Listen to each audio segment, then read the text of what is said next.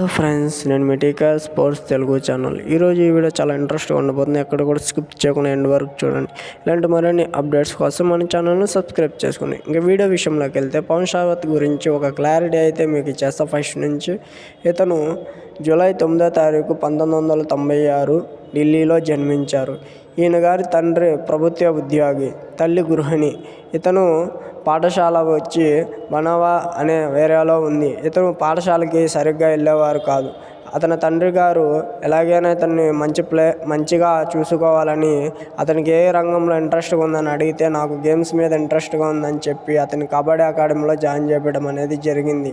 అతను కబడ్డీలో అక్కడ బాగా పర్ఫార్మెన్స్ చేయడం వలన తర్వాత సీజన్ పీకేఎల్లో సీజన్ 3లో యాక్షన్లోకి వచ్చాడు. బెంగళూరు బుల్స్ అయితే అతను కొన్నది. సీజన్ 3, సీజన్ 4 బెంగళూరు బుల్స్తో ఆడడం అంతగా పర్ఫార్మెన్స్ చేయకపోవడం వలన సీజన్ 5లో వదిలారు. గుజరాత్ జైంట్స్ అతను కొనడం అనేది జరిగింది. మళ్ళా గుజరాత్ జైంట్స్ కూడా సీజన్ 6కి అతన్ని రిలీజ్ చేయడం అనేది జరిగింది. సీజన్ 6 కూడా అతను మళ్ళీ రిలీజ్ అయ్యి బెంగళూరు బుల్స్లో వెళ్ళారు. అప్పుడు బెంగళూరు బుల్స్ సీజన్ 6లో కప్పు గెలవడంలో కీలక పాత్ర పోషించాడు పవన్ షావత్. అదేవిధంగా తర్వాత సీజన్ వచ్చి 7లో టాప్ రైడర్గా నిలిచాడు పవన్ షావత్. ఏకంగా 329 పాయింట్స్తో టాప్ రైడర్గా నిలిచాడు. అదేవిధంగా మన ఇండియా ఏషియన్ గేమ్స్లో స్వర్ణ పతాకం గెలవడంలో కీలక పాత్ర పోషించాడు పవన్ షావత్.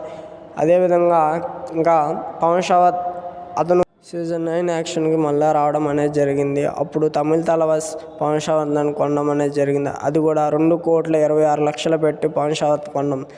అన్ఫార్చునేట్లీ 2 మ్యాచ్లకి అతను ఇంజరీ అవ్వడం వలన పక్కగా అనేది తొలగించడం అనేది జరిగింది.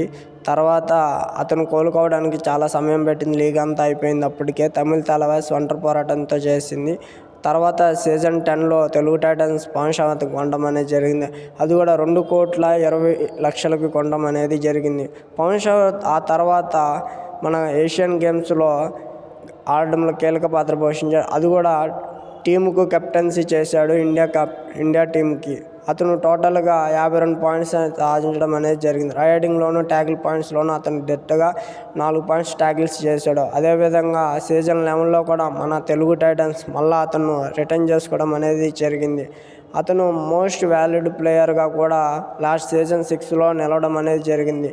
ఇతను తెలుగు టైటన్స్లో కొద్దిగా డ్రాప్ అండ్ పర్ఫార్మెన్స్ ఉండడం వలన బాగానే ఉంది. లాస్ట్ సీజన్ కూడా తెలుగు టైటన్స్ ఇతనుకు క్రీడలోనే అత్యున్నతమైన పురస్కారం అందుకున్నాడు పవన్ షావత్. అది కూడా అర్జున్ అవార్డు అందుకున్నాడు మన పవన్ షావత్.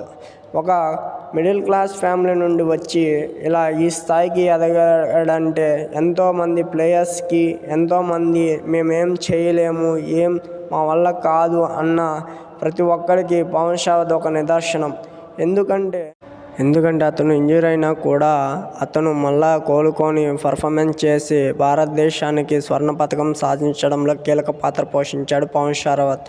ఈ విధంగా పవన్ షావత్ తన జీవితంలో ఒడిదుడుకులు వచ్చినా కూడా స్ట్రాంగ్గా నిలబడి తనకు తానే ఇన్స్పిరేషన్గా నిలిచాడు.